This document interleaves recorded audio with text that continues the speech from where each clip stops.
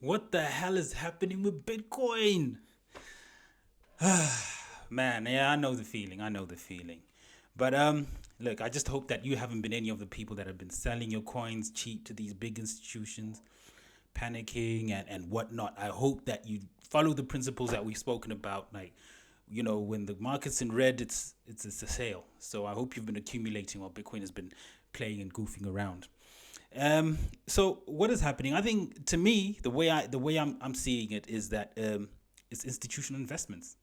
They come in with big money. They have different ways of investing that money. Whether it's selling for tax reasons. So they and then liquidating games, um, trying to create fear because they need to accumulate more coins because they're coming in late as well. So they want to shake out weak hands so that they can keep buying more cheap Bitcoin. People that sell at a loss, then they pick them up, and it's a whole different game.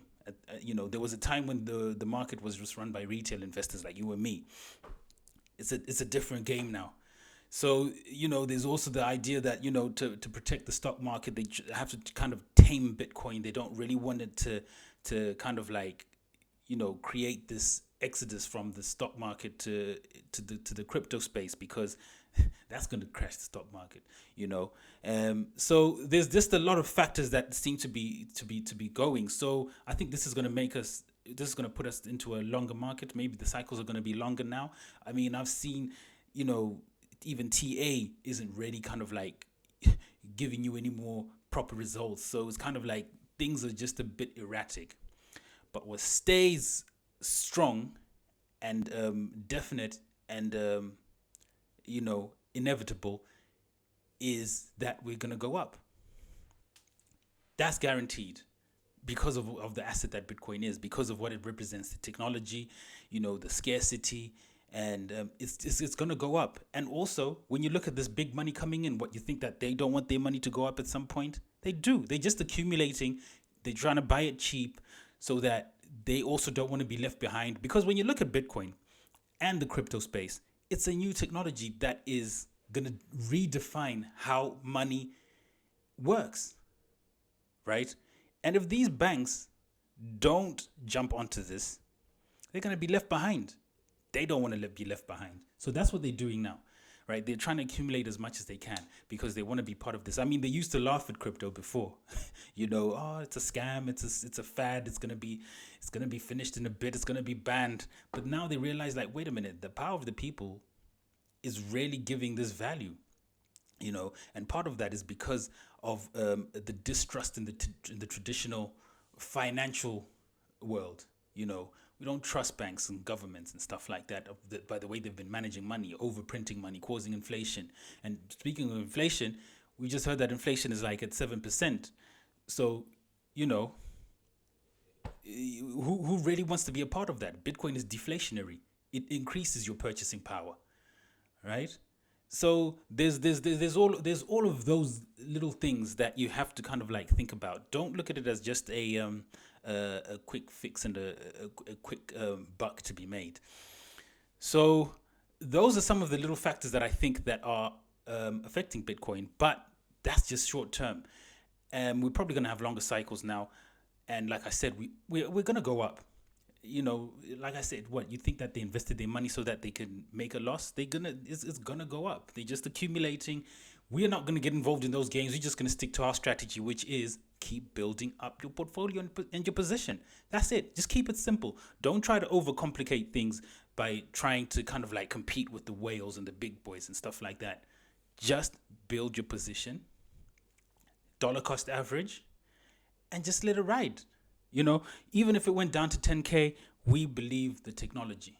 Okay, the technology, the blockchain technology, that decentralization, how money moves, being able to be your own bank, control your own finances, earn higher interest on your money. Like, if you came out of crypto, what, you putting your money back in a bank?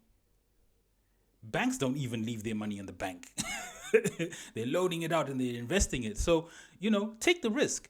Just be patient. And this is why I always say that research is important, because once you know these technologies, you then understand that they have a place in the future. Everything is going digital. Imagine like in the 90s, I think it's in the 90s when the internet came up. If people that didn't invest at that time had kind of adopted the vision of those who saw the future, they would have made money by investing in companies that were going to be associated with the internet. You know, your Apples and your Microsofts, your Googles, and your Amazons and stuff like that. So foresight is what actually makes you understand the value of something. And this is why you need to look at it like that. Bitcoin, the technology of it, which is embodied in the crypto space, has a place in the future. And the players that I have shared with you are some of the biggest players in that future. Okay? So stick with them. They are your Amazons, your Googles, your Apples, and everything like that. If you missed out on that wave, then this is the wave that you need to be on. Okay? So think about it that way. Don't just think of it as a quick fix. There's a statement by Warren Buffett where he says, the market is a place where money is transferred from the hands of the impatient to the hands of the patient, and that's what's happening. You know, you can't be. 2 years ago, Bitcoin was like what, 9K, 8K.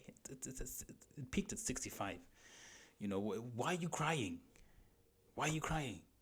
You know, stop being greedy and stop being desperate and just hold tight. We're gonna get there. Okay.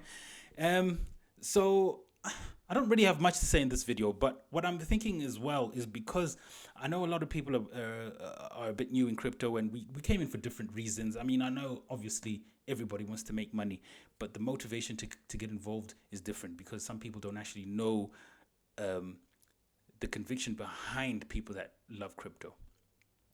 So I'm going to be doing a few videos on, like, you know, the traditional financial world, you know, banks and stuff like that, and, you know, things that are creating the foundation of the financial space and how it's linked to the success of Bitcoin. I think you need to understand that to be able to build your conviction.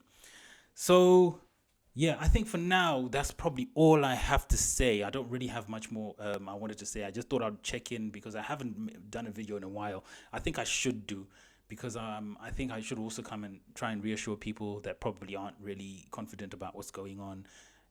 So I do kind of like empathize with people that are a bit scared, because if you're new and this is all you see, then yeah, you would be a bit frightened, like, where's my money going, and so I get it. But I think I'll try and make more videos. So I'll see you guys in the next one, and please do not sell your coins to these institutions.